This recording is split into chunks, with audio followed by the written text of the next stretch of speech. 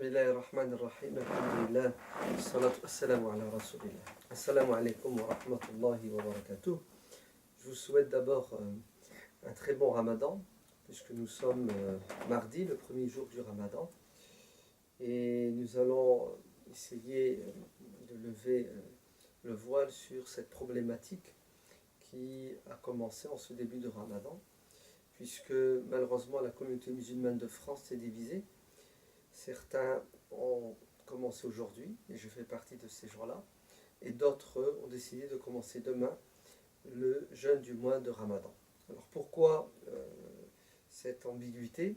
Pour la simple et unique raison, c'est que la majorité ou la plupart des mosquées et des responsables de ces associations musulmanes qui gèrent les mosquées ont décidé de ne pas suivre les directives du CFCM, le Conseil français du culte musulman, qui, je rappelle, est une instance qui a pour objectif de parler et de diriger la communauté musulmane dans le domaine du culte. Donc, le CFCM, composé de trois grandes instances musulmanes, l'UOIF, l'Union des organisations islamiques de France, la Grande Mosquée de Paris, qui représente ou parle au nom de l'Algérie et des Algériens, et le RMF, le Rassemblement des musulmans de France, qui représente ou qui parle au nom du Maroc et les Marocains. Donc, ces trois composantes du CFCM se sont mises d'accord, il y a déjà plusieurs semaines, pour que le Ramadan commence le premier, pour que le premier du Ramadan soit aujourd'hui mardi.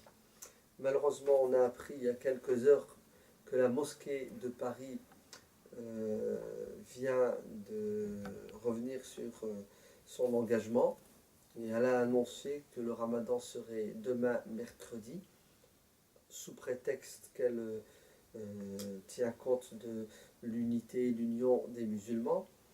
Quoi qu'il en soit, le RMF et l'UOIF restent sur leur position, donc ils sont cohérents avec eux-mêmes, ils sont honnêtes aussi au niveau intellectuel, puisqu'ils ont décidé, il y a déjà plusieurs semaines, que la meilleure façon de définir le début et la fin du Ramadan, c'est de se baser sur les calculs astronomiques.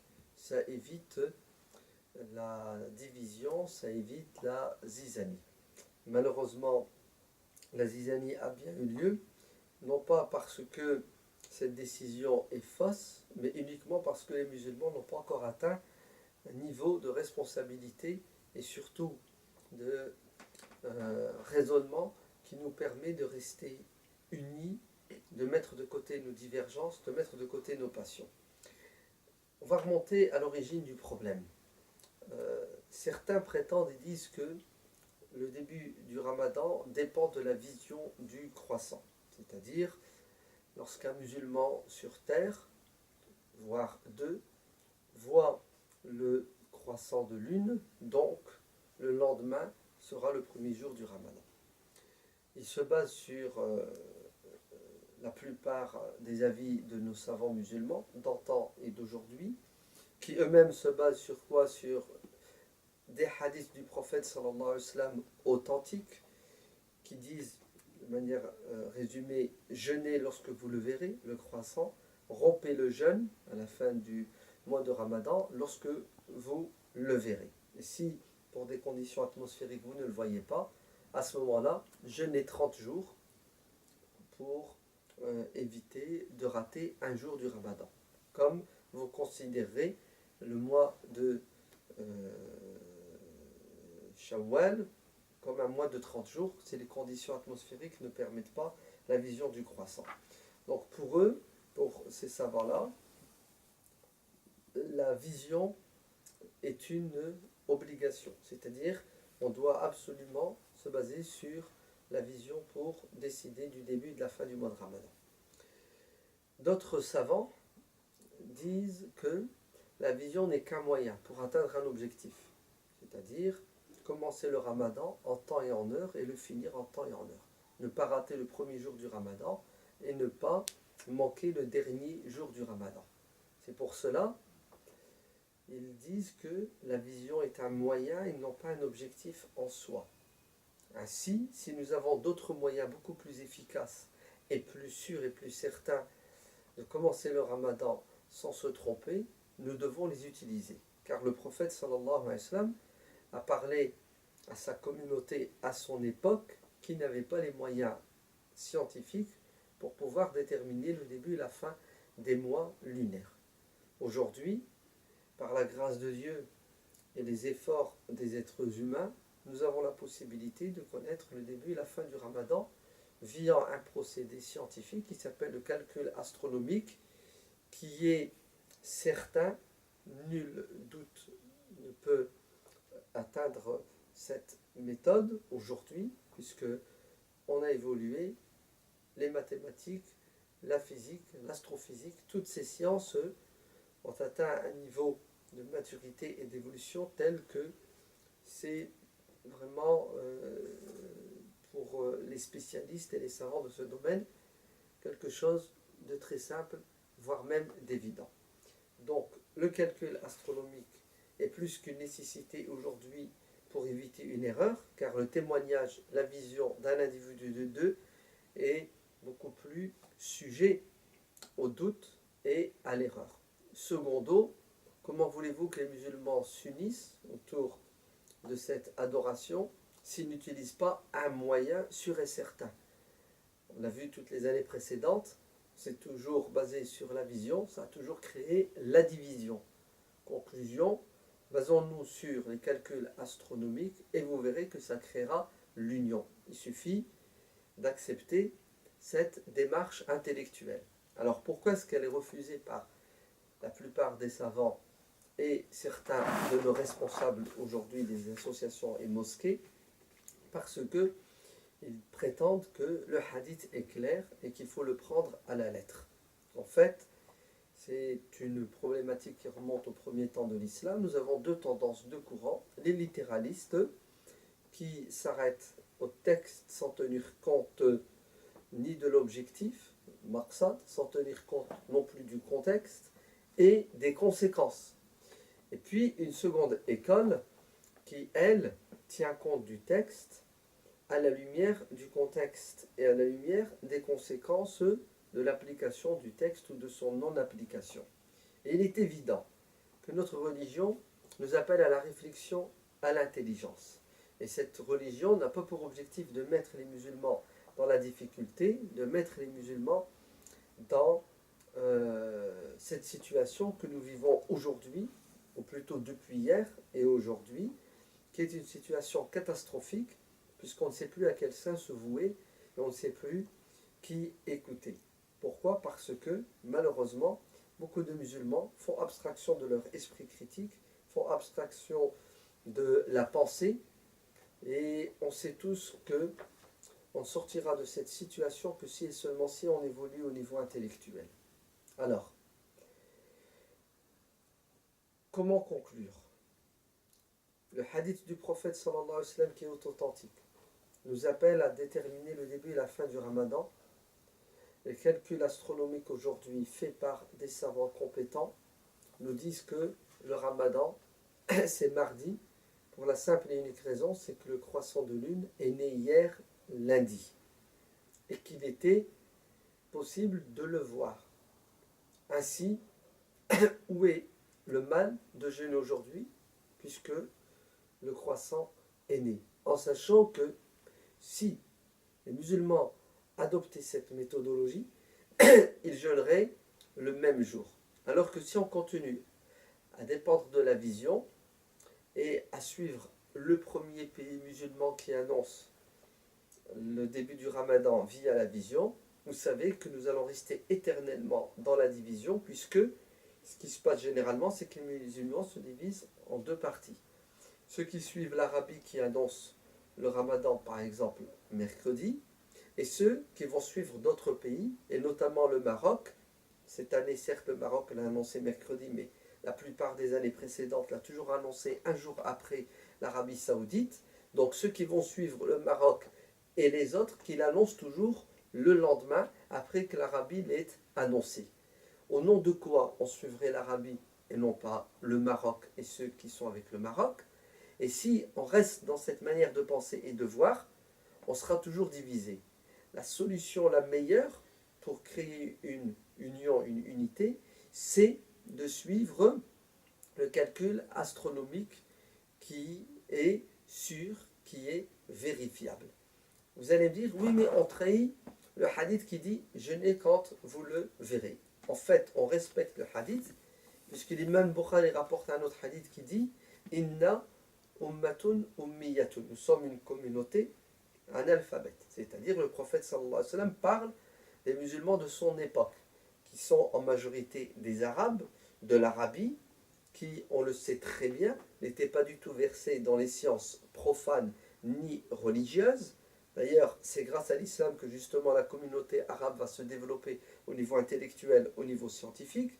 Donc le prophète s'adresse à cette communauté et il va lui donner les moyens pour pouvoir déterminer le début et la fin du ramadan. Et les moyens de l'époque étaient la vision, car ce sont des moyens accessibles au commun des mortels, et secondo, ils n'ont pas d'autres moyens, car l'astronomie n'était pas la science des Arabes, et en plus l'astronomie au 7e siècle sur toute la planète était une science qui était au début. Vraiment, c'était plus de l'astrologie que de l'astronomie. Donc le prophète sallallahu alayhi wa sallam ne va pas inviter les musulmans à quelque chose qu'ils ne peuvent pas faire, et en plus à utiliser une méthode qui n'est pas juste, qui n'est pas correcte. Donc il leur a donné les outils de l'époque, en leur rappelant que nous étions à l'époque une communauté qui ne savait qui ne maîtrisait pas l'art de l'écriture et l'art du calcul. Ce qui revient à dire que le jour où vous, musulmans, vous aurez évolué dans ce domaine, dans le domaine scientifique, dans le domaine intellectuel, alors à ce moment-là, vous utiliserez le stylo, la plume, les calculs, les lunettes astronomiques, etc., etc., puisque ça donnera un résultat meilleur, voire un résultat sûr et certain. Donc, on ne trahit pas le hadith, au contraire, on le respecte, car notre religion, comme je vous l'ai dit tout à l'heure, c'est une religion qui est basée sur l'intellect, sur la raison, sur la science, et elle n'est pas venue remettre en question le bon sens. Et d'ailleurs, ces musulmans qui refusent et qui rejettent le calcul astronomique, sous prétexte que le hadith a invité à contempler le ciel pour voir le croissant, utilisent le bon sens et la raison et la science dans d'autres domaines et interprètent les hadiths sous prétexte que le prophète sallallahu alayhi wa sallam a voulu dire ceci et non pas cela. Prenons par exemple le hadith suivant où le prophète sallallahu alayhi wa sallam nous dit, après avoir fait nos besoins, de tenir compte du fait que nous devons être en permanence propres et surtout ne pas porter sur nous et sur nos vêtements de la souillure. Ainsi, il nous dit de, une fois qu'on a fait nos besoins, purifier avec les moyens de bord de l'époque, qui étaient pour les Arabes bédouins qui vivent dans les campagnes, dans le désert, des cailloux, puisque c'est tout ce qu'ils avaient. Ainsi, ils utilisaient les cailloux. Et la sunna du prophète, c'est de toujours utiliser les choses de manière impaire. 1, 3, 5, etc. Pourquoi est-ce que la quasi-totalité des musulmans aujourd'hui utilisent du papier, utilisent des serviettes hygiéniques pour se purifier et non pas des cailloux? Pour la simple et unique raison, c'est qu'ils ont très bien compris que lorsque le prophète sallallahu alayhi wa sallam invite la communauté à se purifier via les cailloux, c'est parce que c'était les moyens accessibles et possibles à l'époque à la communauté musulmane de la Mecque et de Médine et de l'Arabie. Mais nous sommes au XXIe siècle et nous avons trouvé, grâce à l'évolution, grâce aussi au bon sens, des moyens beaucoup plus efficaces et nous les utilisons. Pourquoi est-ce que vous ne respectez pas la lettre du hadith aujourd'hui et vous respectez l'esprit? Pourquoi, lorsque vous pratiquez les 5 prières par jour, vous utilisez le calendrier, vous utilisez les horaires, et non pas la méthode qu'utilisaient les musulmans à l'époque, c'est-à-dire contempler le soleil, est-ce qu'il est au zénith, l'ombre pour l'asr, à nouveau le soleil, est-ce qu'il est couché pour le maghrib, etc.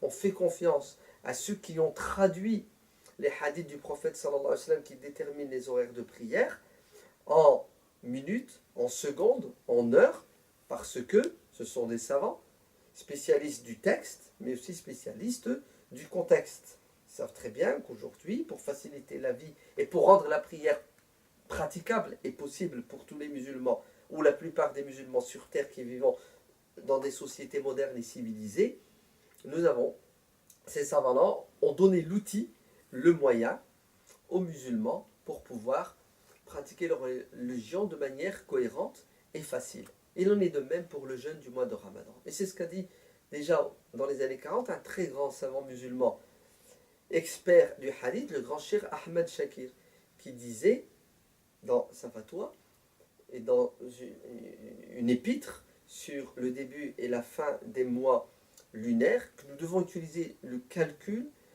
pour pouvoir déterminer le début et la fin des mois, parce que s'enfermer dans la vision, c'est utiliser une méthode incertaine, douteuse, voire fausse, et qui donne les résultats que vous connaissez.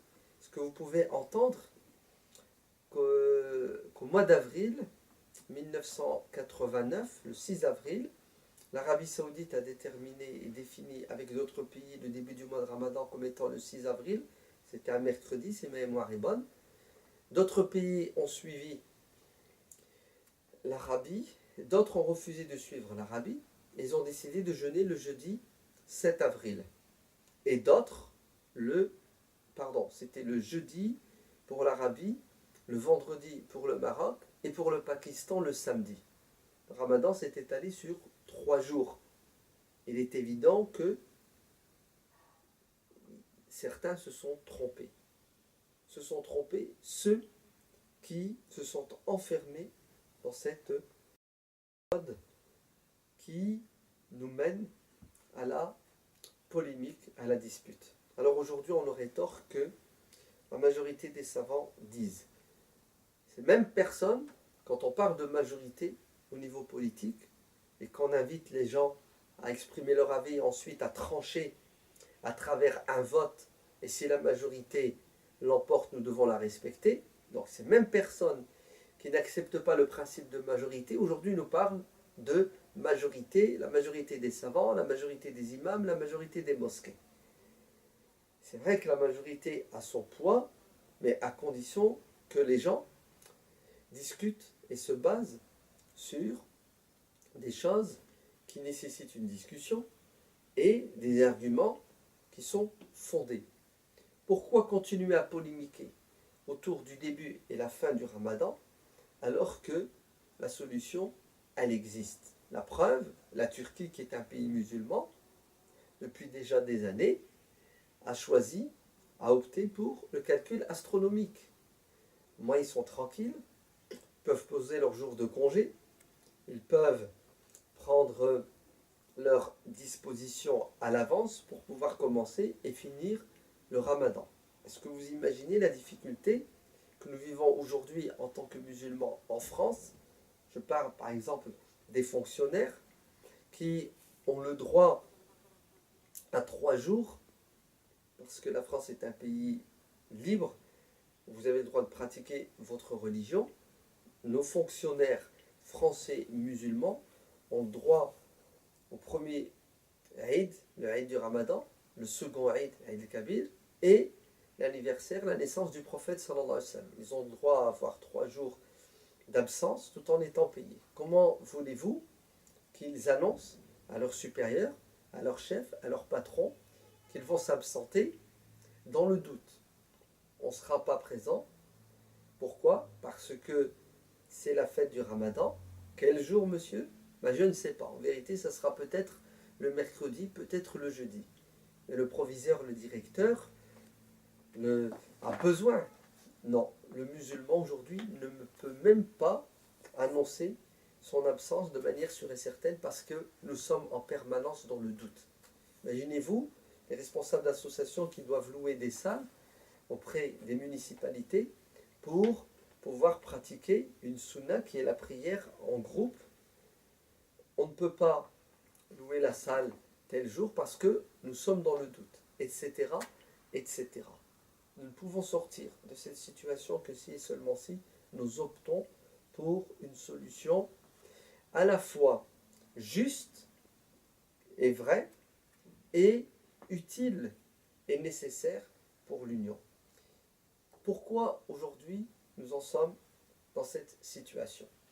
Parce que les musulmans continuent malheureusement à se référer à l'Arabie Saoudite dans beaucoup de domaines, et en particulier le début et la fin du Ramadan, comme si l'Arabie était le porte-étendard de l'islam, la seule référence qui existait. Nous sommes une entité, en tant que musulmans de France, à part entière. Nous sommes plus de 10 millions de musulmans. D'ailleurs, les Saoudiens n'attendent pas qu'un musulman en France annonce qu'il a vu le croissant pour jeûner. Vous êtes bien d'accord que chaque pays musulman a sa liberté et son autonomie dans ce domaine. Pourquoi nous, en France, n'aurions-nous pas notre liberté? Pourquoi devrions-nous rester éternellement sous tutelle d'un pays étranger, que ce soit l'Arabie ou un autre? Pourquoi est-ce que chaque pays musulman, pour garder une cohésion à l'intérieur de sa sphère géographique, se base sur la vision locale? Basons-nous sur nos calculs pour pouvoir déterminer le début et la fin du Ramadan. Secondo, ceux qui veulent rester sous tutelle de l'Arabie éternellement, soyez cohérents. Avec tout le respect que nous avons pour les grands savants de l'Arabie, les moyens et les petits savants de l'Arabie, qui font des fatwas, qui sont sans doute adaptés à leur contexte, à leur milieu, à leur époque. Avec tout le respect qu'on a pour leur avis, pourquoi devrions-nous les suivre? Nous avons nos savants en France. Nous avons nos institutions en France et en Europe, composées de savants aussi éminents que ces savants-là. De savants qui en plus connaissent le milieu, le contexte, et sont les plus aptes et les plus appropriés à apporter des réponses qui correspondent aux besoins ou nécessités de notre communauté française, musulmane et européenne. Pourquoi, à nouveau, devrions-nous penser via les esprits étrangers, via la méthodologie d'approche et d'interprétation de la religion d'un madhab qui est le madhab hanbalite ou le madhab de Cheikh Mohammed ibn Abdel Wahhab, alors que nous avons nos propres savants qui tiennent compte à nouveau du texte et du contexte. Et d'ailleurs, j'invite nos frères et nos sœurs qui sont fermes dans cette manière de penser et de voir, de rester cohérents et d'aller jusqu'au bout de leur pensée et de suivre les savants d'Arabie Saoudite, non pas uniquement dans la définition du début et de la fin du mois de Ramadan, mais aussi dans d'autres domaines, puisque vous savez très bien que ces savants-là vous imposent à vous, femmes, le niqab. Secondo, et d'ailleurs ils considèrent que toute femme qui ne porte pas le niqab et le jilbab de couleur noire est une femme qui désobéit et qui est dans le péché. Secondo, ils interdisent à une femme vaccinée majeure qui a son permis en bonne et due forme de conduire une voiture pour se déplacer, pour des raisons nobles, etc. Donc, allez jusqu'au bout de votre logique pour pouvoir pratiquer votre religion à la mode des pays étrangers, et vous allez voir qu'est-ce que ça va donner comme résultat à titre personnel, familial et dans notre communauté, dans notre société. Quelle polémique vaine et futile! On aurait très bien pu se passer de tout cela si on suivait nos instances religieuses, et j'entends qu'on n'est pas toujours d'accord avec elles, surtout dans certaines décisions politiques. Mais pourquoi les rejeter d'emblée lorsqu'elles disent des choses intéressantes et intelligentes et utiles?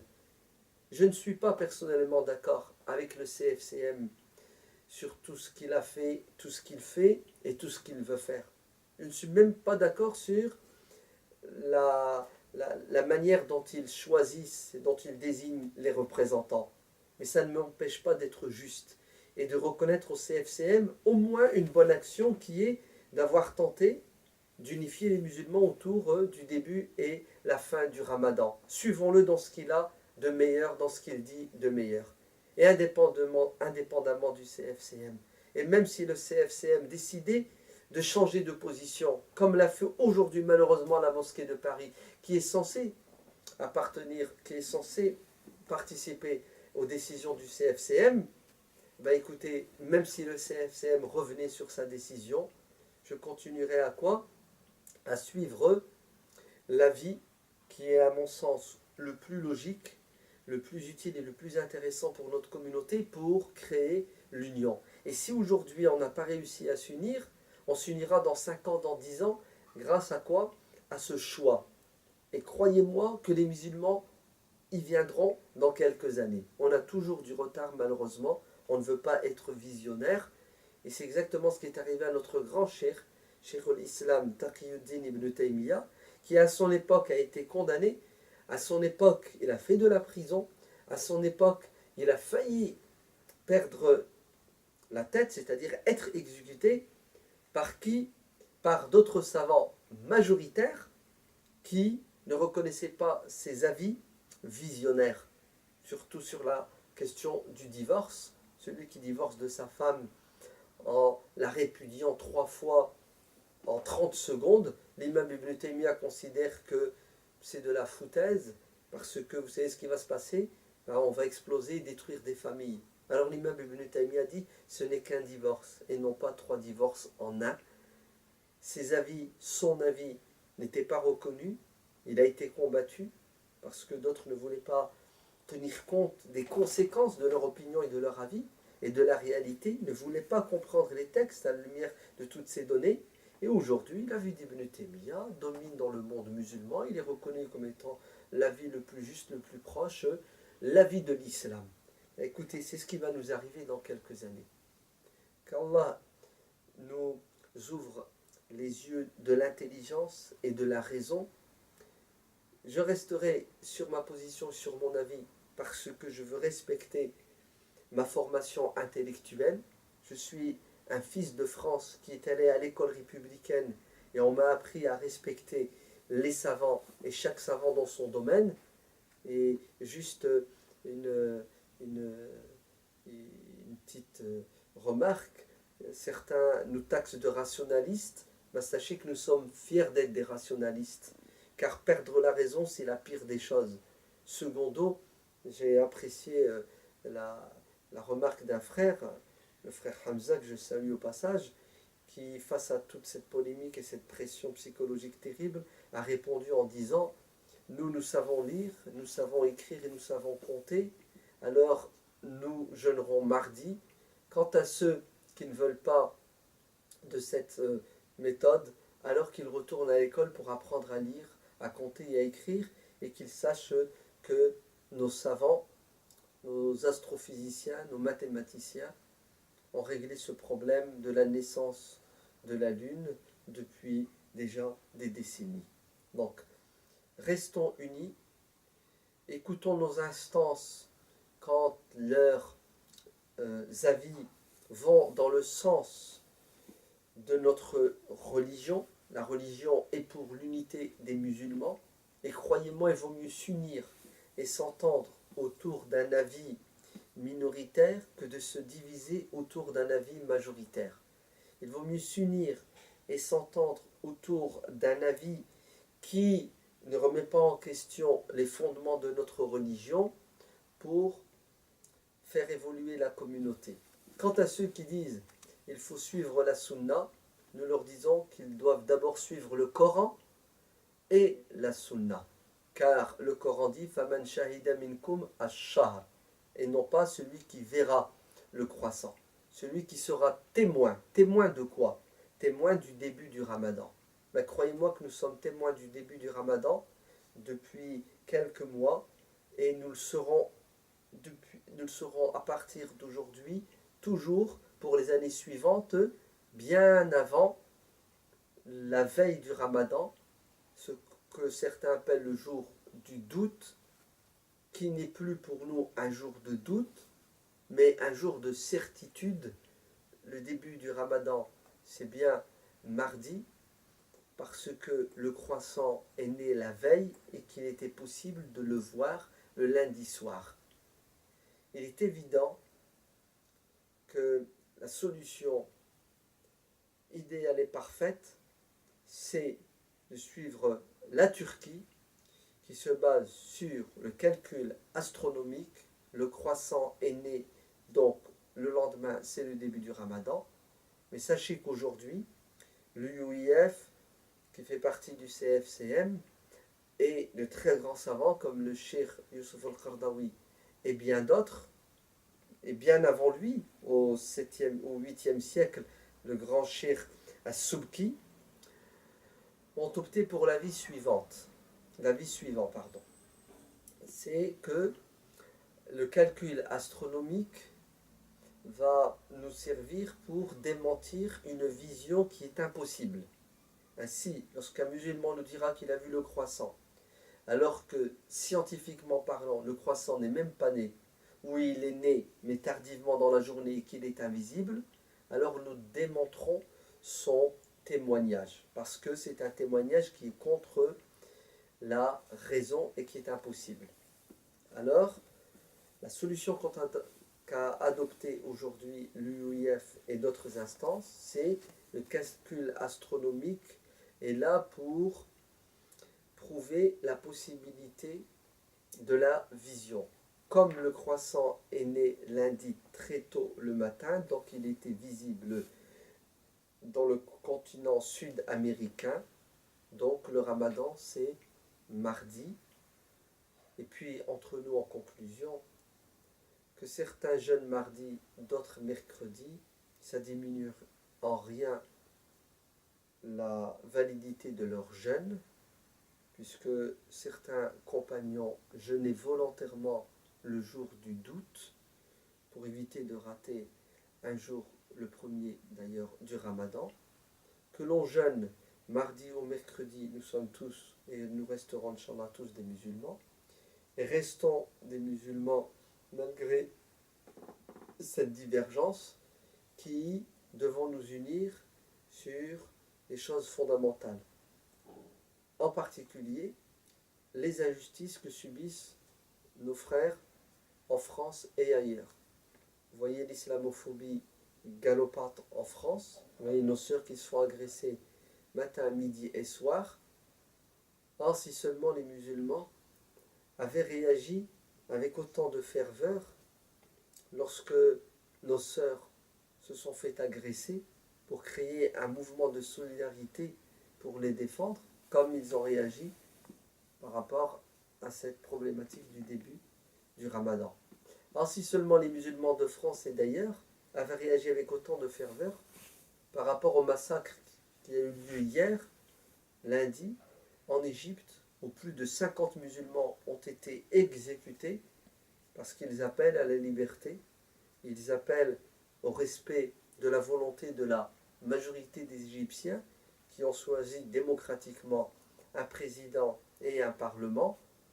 Le sang des musulmans qui coule en Égypte, en Syrie, en Birmanie et ailleurs est malheureusement aujourd'hui moins important que cette pseudo-problématique du début du Ramadan.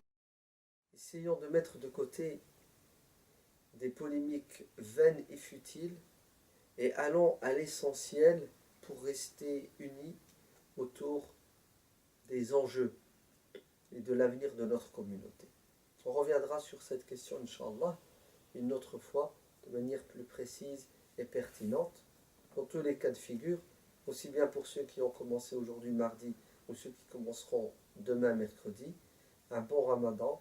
Et faites attention, Inch'Allah, à ne pas déranger vos voisins la nuit lorsque vous sortez des mosquées ou tôt le matin. Wassalamu alaikum wa rahmatullah.